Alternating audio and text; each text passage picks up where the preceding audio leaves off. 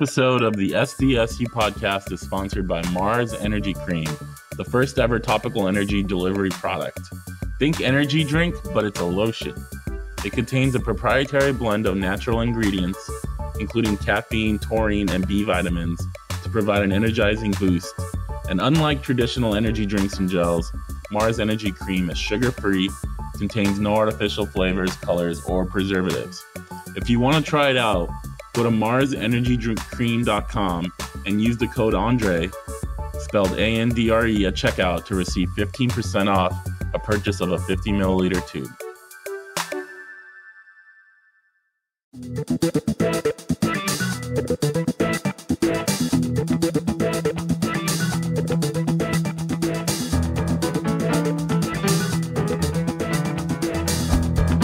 You are listening to the SDSU podcast presented by the East Village Times with your hosts Andre Hagverdian and Paul Garrison.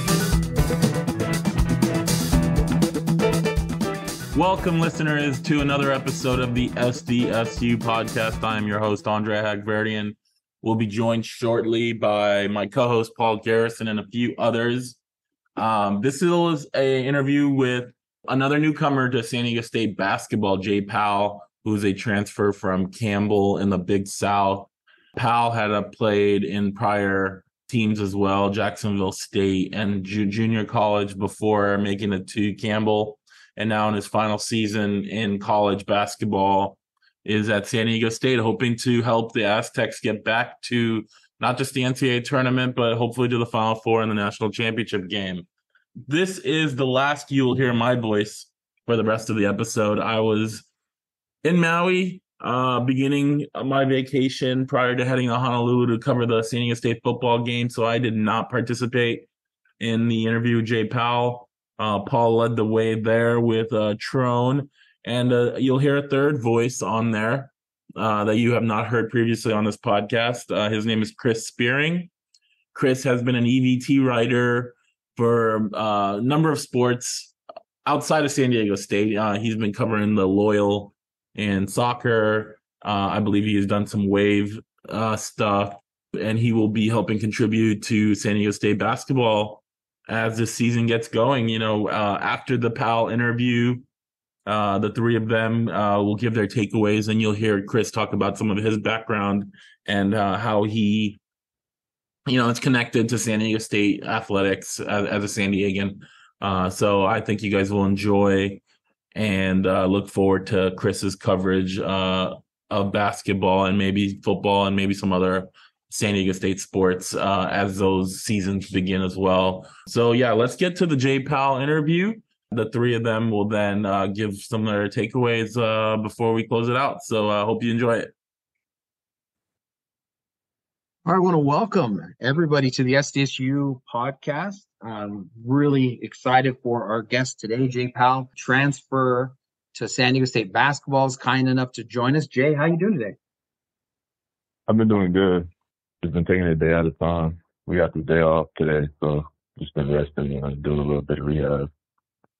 Absolutely, man. Today is a big day for the Aztecs. Kind of dated a little bit the podcast, but the Aztecs were named the preseason favorites by the coaches. That was announced this morning. It's not surprising given that this is the national runners-up from a year ago. But how do you think the team is handling the high expectations? We're getting after it every day. We know that we're held to a very high standard coming off of last year and just that deep run in the tournament. So, we have an expectation to live up to, not for just the fans, but just for ourselves. And we're ready to take up the challenge. The coaches also named Lamont Butler to their all-conference team. In the time that you've been at State, what have you seen from Lamont, and what could you tell us about his game? Yeah, just a great person on and off the court. He's just the definition of a leader. He's always pushing guys. A lot of guys follow his lead.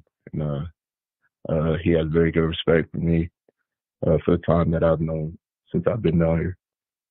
Reese Waters beat you out for newcomer of the year. How would you describe what Reese can do on the court? He could do a little bit of everything. He's a great scorer, has great pace, good IQ. And that's my teammate, man. We're going to be going to war together this whole year. So, yeah, happy to see that he has got the newcomer of the year for the preseason. Your full legal name, and I apologize because I'm probably going to pronounce this wrong, but it's Jacrol D. Powell, but you just go by Jay. Hey, Can you? yeah, that was pretty good. I'm glad to hear it. Thank you. Good. Can you tell us a little bit about your ethnic background? My parents are from South Sudan.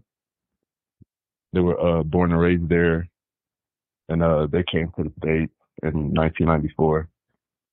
This been showing me around that culture because I haven't really been around it because I was born in Omaha, Nebraska. Yeah, like my mom really, she just like while she was raising me and just while I was growing, she just taught me a lot of new things that I'm very fortunate to be in this position to get school paid for, being on scholarship, just taking some of that pressure off my mom from all the stuff going back home. So Jay, take us through your decision to enter the transfer portal and your commitment to San Diego State. Were there any other schools you were considering, and what was the deciding factor for the Aztecs? Just the culture and the people. I really didn't have any other schools I was really looking into. As soon as San Diego State called me, I was interested from the jump. I knew they were good people, good coaches. They welcomed me with welcoming arms, and I took the decision to come here. Now, as you're well aware, San Diego State has the mantra to where if you don't play defense, you weren't going to play. Now, you are 6'9". You recorded 48 blocks last year and averaged 7 rebounds a game. At your size, do you kind of have that understanding that the Aztecs play defense and that you can fit into that role? Oh yeah, for sure. Like definitely. It was the easy guess for me because that's something I take pride in just about myself. I take pride in the defense, so it was nothing new that I was hearing. Really, I kind of liked what I was hearing. That they take pride in their defense here. But yeah, like I'm up for the challenge. I like playing defense. What have you seen as far as your fit in practices so far? Just trying to figure out my role, trying to see how guys play here, where guys are comfortable at, trying to find my comfort zone, new plays, just new energy, new personalities, just trying to fit in there. When you first committed to SDSU, man, I had a phone call with your high school coach, Eric Burns, and he basically said that in high school, his description of you was that you were, just kind of another student at Omaha Central. And he said that, at that time, no one was really thinking of you in terms of, being a D1 player. Why did you continue to pursue basketball as much as you did? I just loved it. It was the love within, in high school, I was kind of like underrated, if that's what you want to call it. But I knew that if I just put the work in every day, that everything was going to come together and I would get the opportunity like I do now. Every day I'm blessed for it. I mean, so I actually find this part of your story to be incredibly compelling. I mean, you were that confident in your ability as a high schooler that you saw the success that you would eventually have down the road? Yes. There's always something I knew that would come. Of course, there'd be days where it'd be like, where you're not as patient as the day before, but like I would just stay with it and put my trust in God and just focus and staying on that right path. And it's been doing well for me. Yeah, well is an understatement. Omaha Central, like you said, you're an underrated player there. You spent a year in Atlanta. You play half a year JC, 2 years Jacksonville State, and then last year you become a star for I think is the greatest mascot, Aztecs. I apologize, but the Fighting Camel. And each step along the way, man, your game has grown. How do you explain your ability to make great leaps seemingly every year? Just learning every day. like I'm just learning every day. I'm soaking everything in. I'm never thinking I got everything and I just know it all. There's always stuff that I'm trying to learn and get better at. And just me having that thought process and that mindset I just got me to this point. Jay, lots of people talk about how they're going to put in the work and the improvement that they want to have happen, but not everybody actually gets it. And you've gone on this journey. Is there anything you've discovered about yourself through the process of going from Omaha to now at San Diego State that makes you, that helped you to succeed? Just always looking forward, looking at where I came from. I always look back and be like, okay, I got out of this position. I put myself in this position. So it's like anything I go through, like I know I can get out of it and make something of it at the end of the day.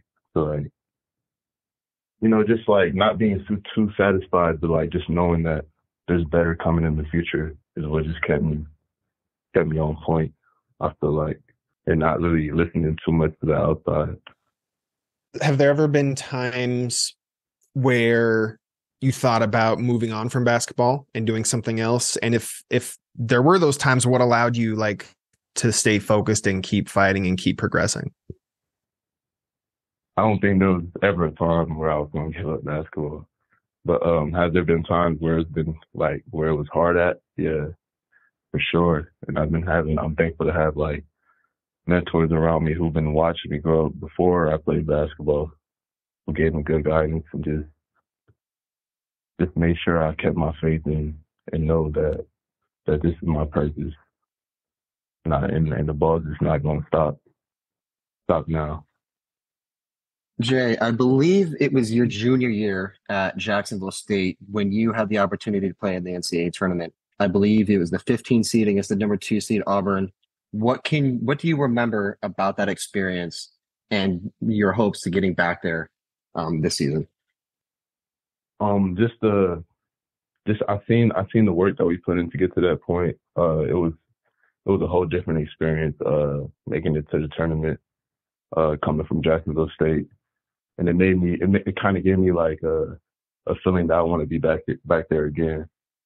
Hopefully, I get the chance to do that with these guys here at San Diego State.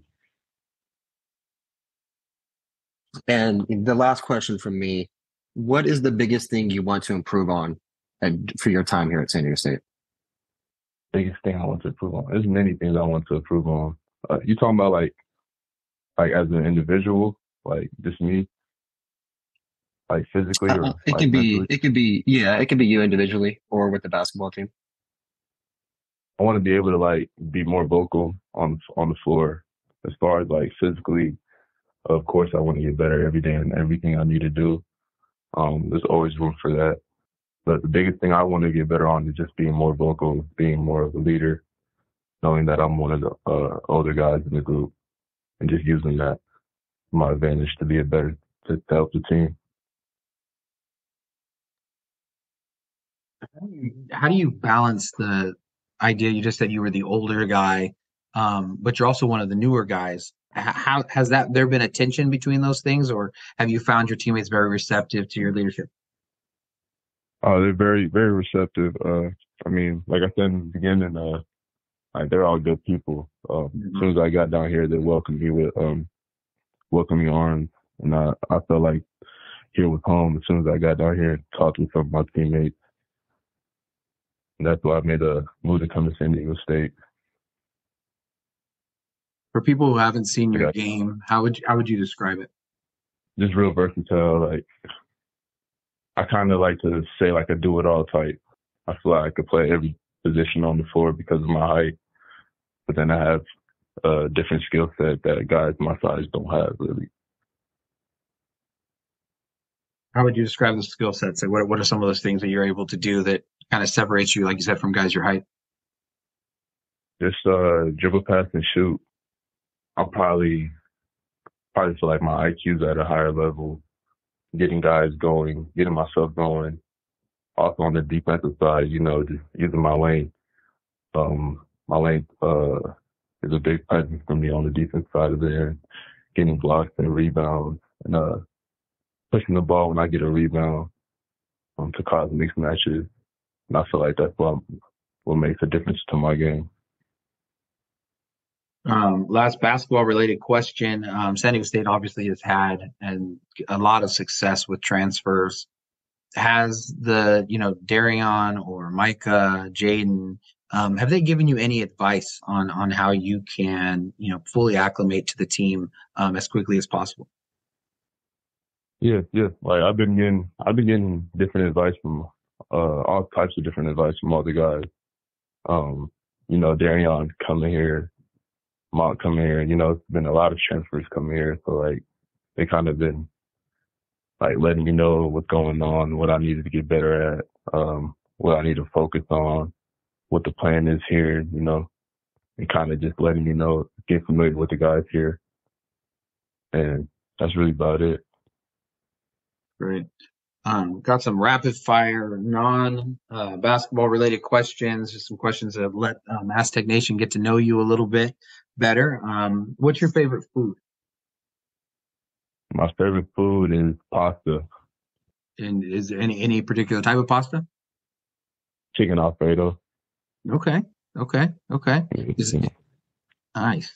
You have a favorite movie or TV show? My favorite movie is Scarface. Okay. I got a lot of favorite movies, but I say Scarface is my favorite movie. That's awesome. I like when when these young guys say older ones, man, older movies that I know. Yeah. Who's your favorite musical artist? My favorite musical artist, and it doesn't matter the genre. Like, nope, not at all. I'll say Future. Okay. We talked with Elijah Saunders a couple of weeks ago, and he said that he handled a lot of the music DJ duties, on his phone, being able to play things in the clubhouse, etc. Yeah. Do you anticipate trying to take that from him? I trust him. I trust him with the odds over myself. He got some good music. I'll say that. That's great. When you are not improving at basketball and focusing on that, what are some of your hobbies, things that you enjoy outside the court? Going to the beach now. Because I like going to the beach. I like playing the games a little bit. Just doing little hikes, taking little trails, little stuff like that. That's awesome. What spots have you discovered in San Diego in your short time here so far? I've been to a lot of spots. Okay. I've been to Mission Beach. Been to San Diego Zoo, the Wonder Museum. Mm-hmm. What else have I been to? I've been to some spots downtown and some different restaurants I never heard of before. But they've all been very interesting and exciting. Very cool, man. And then you were mentioning being on a scholarship and the gratitude you have for that. What is your major? What are you studying at State? Counseling. Very cool. What kind of counseling?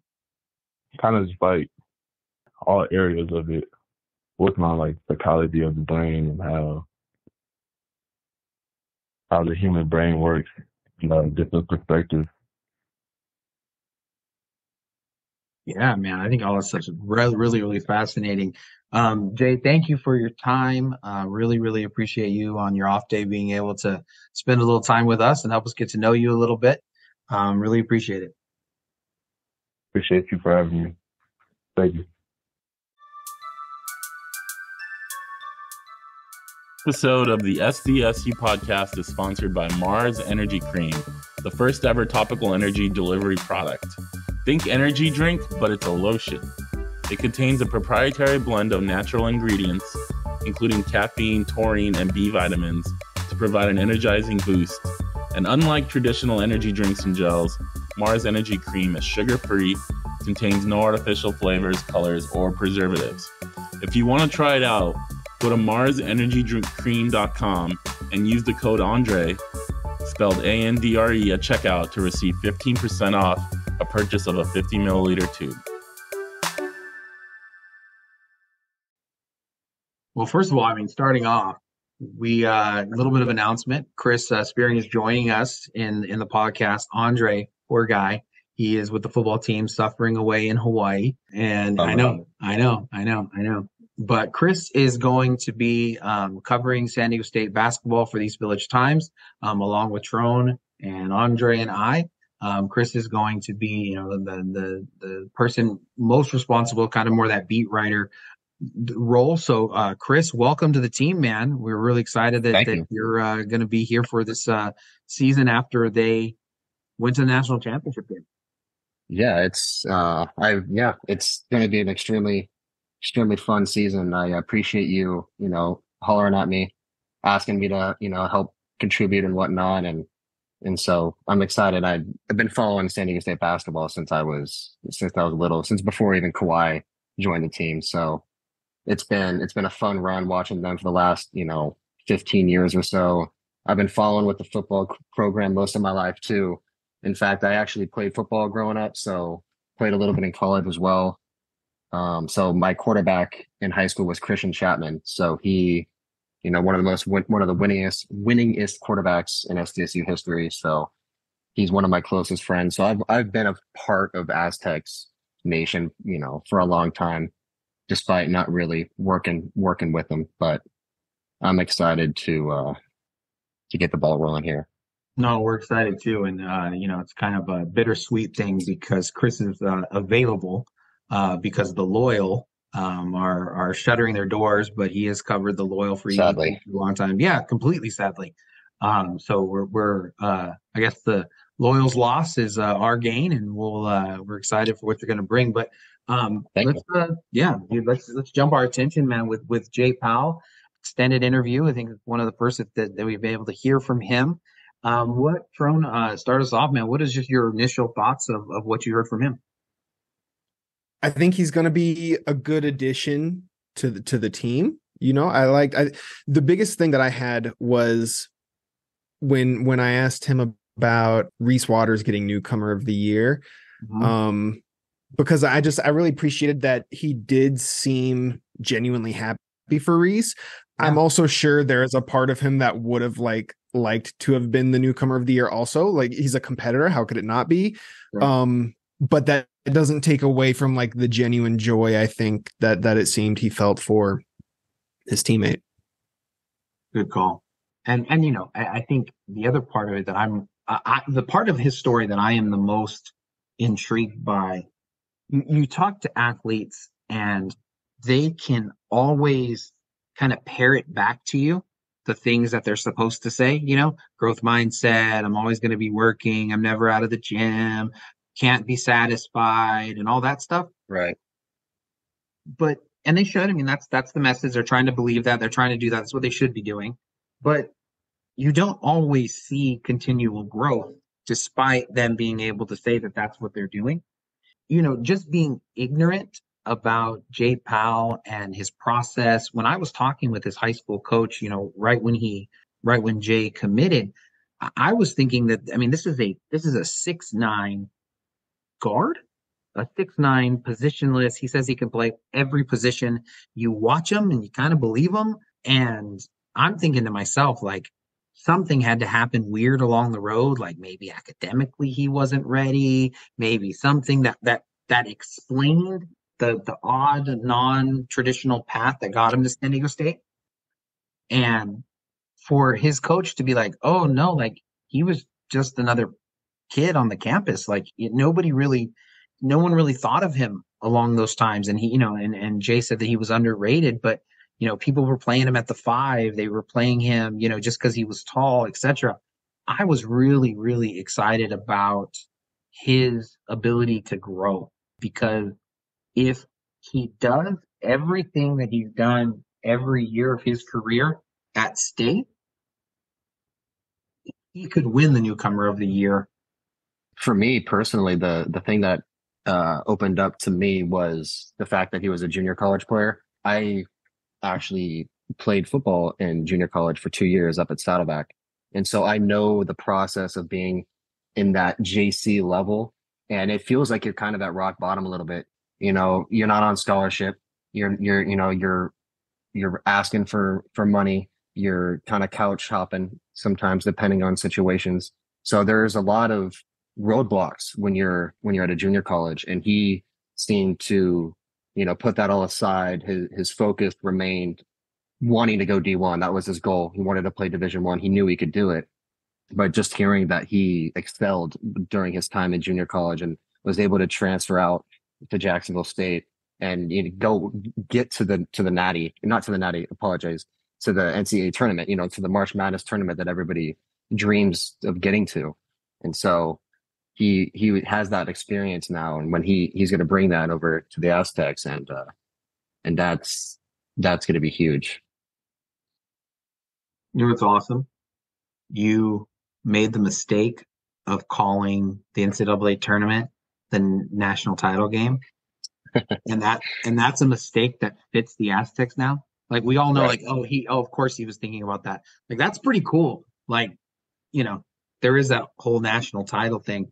Tron, tell me about his fit, man. Where do you see? I mean, because we've discussed this every single time we've had these conversations. This team is so unknown, right? Where just, in your thinking, where could a player, like how Jay was describing himself, where do you think he fits with the Aztecs? I mean, you mentioned it earlier, and he mentioned it in the interview, right? His versatility is a big time boon.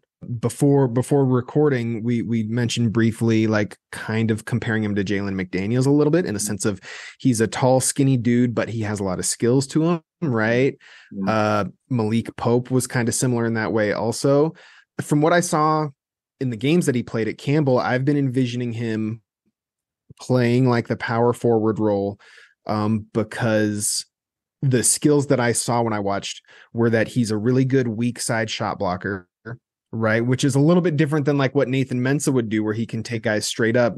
Pal is rotating from the side that the ball of the court, or from the side of the court that the ball isn't on, to get that block. So he was really good at that.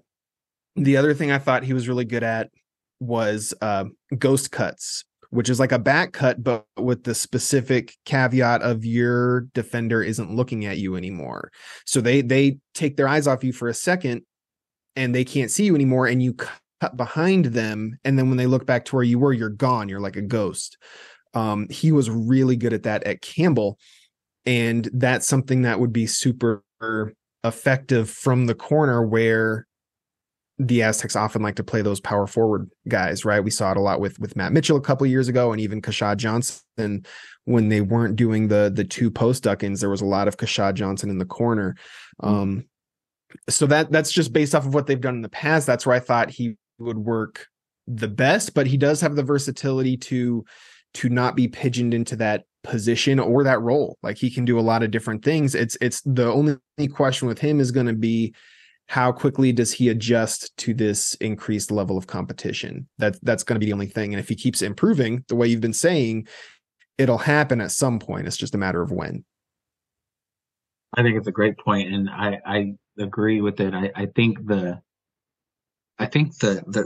question that I have for this team is not so much who are going to be the I guess kind of the main pieces.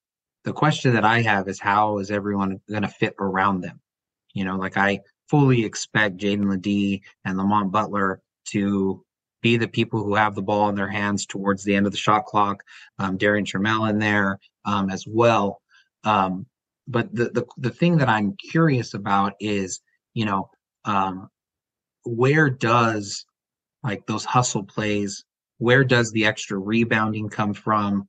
Where are those, like, rotations in terms of being able to, cover people off ball, being able to play with just, I guess, that instinct. And I love the idea of what Jay was talking about as far as being that player. So if they decide to, go small, and, he's a 6'9", 190 guy, playing the 4, like, he can totally do that. and you could see a lot of things going. If they choose to like kind of go long, he could be part of a group where you just have tremendous length on the court. You would wonder with stuff like that, would they flirt with, zones and stuff like that? And, we're going to get a great opportunity to talk to Dave Velasquez next week. But just to be able to ask him kind of those questions, and what are they thinking defensively? And then, if they decide to go big and you have, Ladie at the 4, he can dribble, he can shoot, he can get out on the wing. And suddenly you're facing a front line that is, the worry of the Aztecs not being able to be big enough without Mensa, and suddenly they're huge.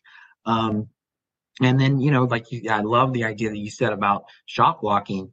That weak side shot blocker, even more so sometimes than the center, can really erase baskets because they're just not in their field of view. And it's almost the opposite of, the ghost screens that you were talking about. But on defense, it's like the screen to be able to get into the play, and you're just not like, where did this guy come from? And Jalen McDaniels was the perfect person for that.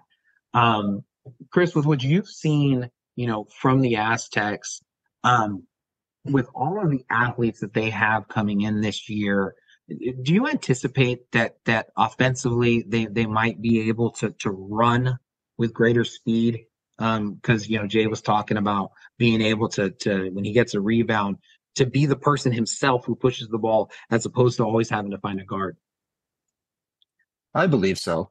He said it best, that he feels like he has the skill set, and he also believes that some of his teammates have the skill set that can do it too. And that's the beauty of talking about this now, this discussion of who Brian is going to throw out there. He has so many mismatches, and potential, two position players, like Jay can play the 4 or the 5, potentially the 3. Like you said, it just depends on who else is on the court as well. But I feel that if Jay is on there, even Ladie too, he can push the ball up. A lot of the players are comfortable with the ball in their hand.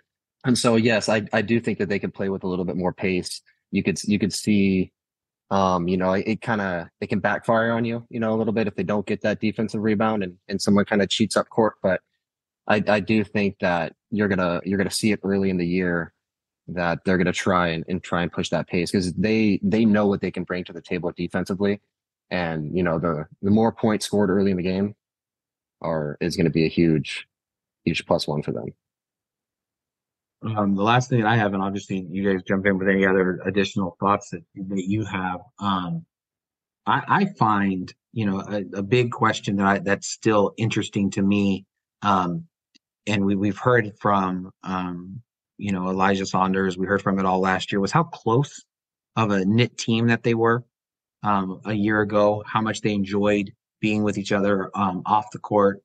I remembered, when Lamont Butler, he got his quesadilla. He got his quesadilla over at El Pollo Grill in Eastlake, and they were his mural, and they were putting it up. I covered that event, and I was talking with Lamont, and I asked him, hey, all these guys, they're here for you. They're here to support you.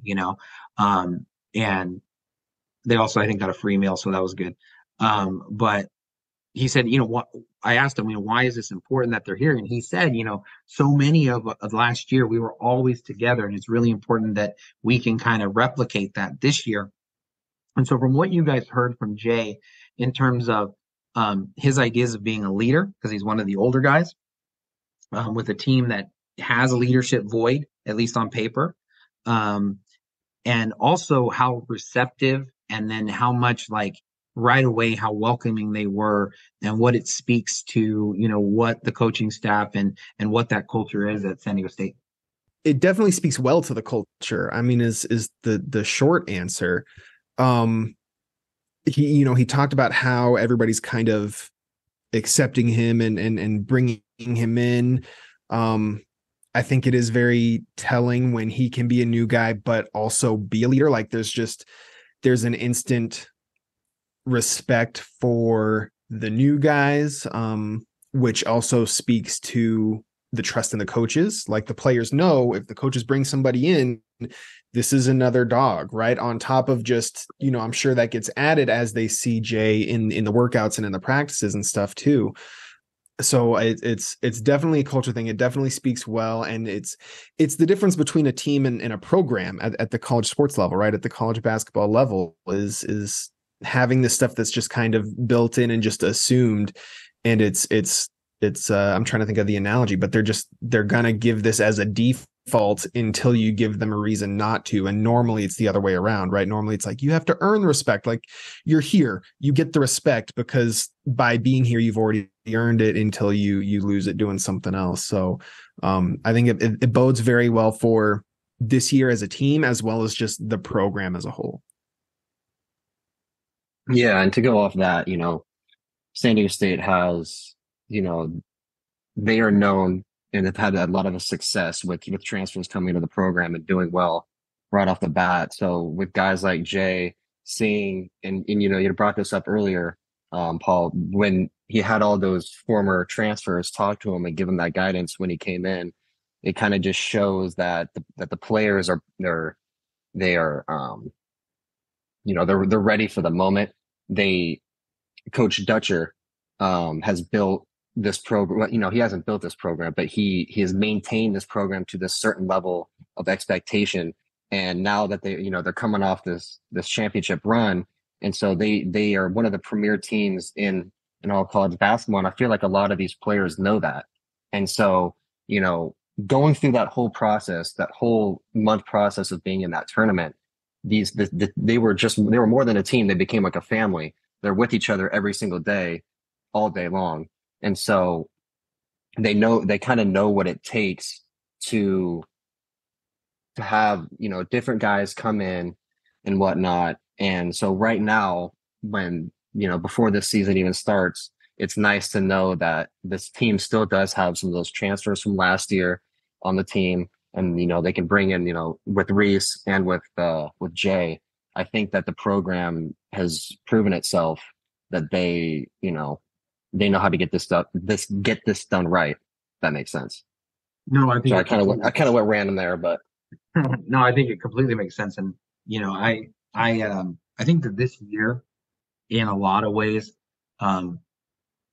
is kind of a crossroads years for the Aztecs. And how I mean that is, they lost a lot of people and they graduated a lot of players, and being able to, like, our expectation is that whatever team Dutcher rolls out there at the beginning of the year, they're going to be a lot better by the time they hit March, because that's what's happened every year. And it goes back to Coach Fisher's time as well. But that doesn't happen automatically. And I think that you have to have like special people who are able to pull that off. I think a big question when Matt Bradley, Jordan Shackle, people who had been, at the beginning of Dutcher's tenure all the way through, were they able to continue that into the next group? And then, of course, obviously Adam Seiko was there with those guys, and then they were able to hand that off. Well, now all these guys that Mitchell and Shackle and Seiko handed it off to, they also graduated. And so now you're sitting here and you're like, okay, well, who is that Aztec who can bring that culture across? And, this was a question that we talked with Dutcher about multiple times. But, you bring in transfers, and the danger with bringing in so many transfers, and they got a lot of them that they're depending on this year, is that they don't fully know the culture. And I think, Chris, to your point, because of the run that they had last year, I think there is, it was that seasoning that Micah and all of those guys was able to have. But I think to hear what Jay is talking about, and I think in this whole process, Lamont Butler, as just like a great person and leader, should never, ever be underestimated from, in his role in moving into that leadership place.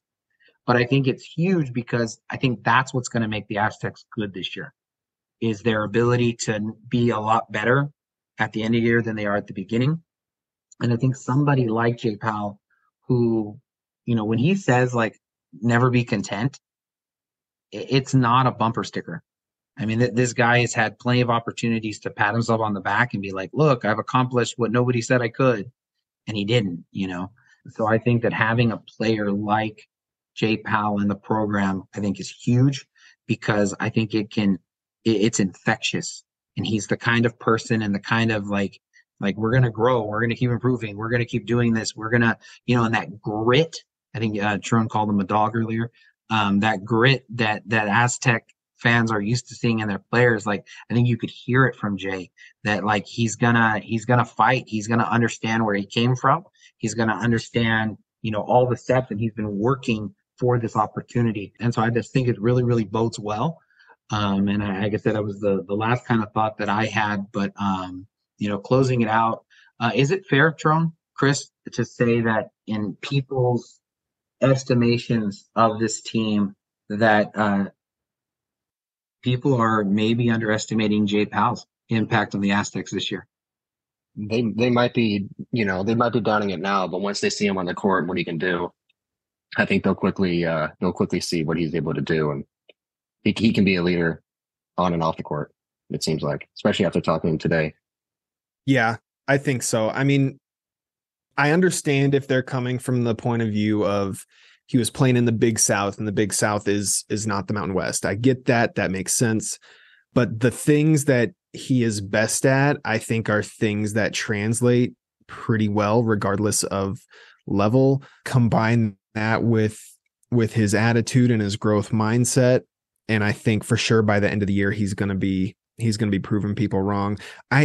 You know what I loved? I loved that he said giving up on basketball was never even an option. It was never a thought that entered his head. Yeah. That type of determination and stubbornness, really, like it was never a matter of, you know, is this actually the right choice for me? I think that's something that a lot of people can relate to. Like, am I doing the wrong thing? Like, if it's not working? And that was never a thought that crossed his head. It was always, it's going to work. It might not be today, it might not be tomorrow, but it's going to work. Yeah, that was really encouraging. And I think, you know, you described his approach as being infectious early, and I think that's another thing, and that is going to show on the court. And there's going to be a game or two where he comes out and has like 20 points and 9 rebounds or something. Everybody's going to be like, wow, I really underestimated this guy. Well, except that they listen to our podcast. What do you say, Chris? He seems like a perfect fit to me personally. Yeah. Which is the way the team likes to play. You know, they're very aggressive on the defensive end. They do not allow a single easy basket. And if they do, it's more than likely going to be on a fast break. But, you know, he can be one of those guys that can stop that too. He can prevent those fast break points. He can do a lot of good. Absolutely. So I think it's going to wrap us up. Tron, Chris, great conversation. I think everyone is pretty excited. We're only a few weeks away. Yeah. We're coming up early November. That's it. We're going to be busy. All right, guys. Yeah, absolutely. Just like remind everybody, please like, subscribe, share with a friend, do all of those things. Helps to, not just get our podcast out, but to, highlight a great interview that Jay gave. So thank you, everybody, for listening. And we hope that you are well and wherever you're at.